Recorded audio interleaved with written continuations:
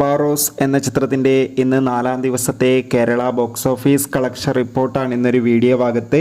വീഡിയോയിലേക്ക് മുൻപ് video like ചെയ്യുക, ചാനൽ സബ്സ്ക്രൈബ് ചെയ്യാൻ വേണ്ടി ശ്രമിക്കുക. മോഹൻലാൽ നായകനെത്തി മോഹൻലാൽ തന്നെ സംവിധാനം ചെയ്ത ചിത്രമായിരുന്നു ബാറോസ്. ചിത്രത്തിന് ഇന്നലെ 4-ാം ദിവസമായ ശനിയാഴ്ച ഒരു ആവറേജ് ബുക്കിംഗ് മാത്രമായിരുന്നു കേരളത്തിൽ നിന്ന് വന്നുകൊണ്ടിരിക്കുന്നത്.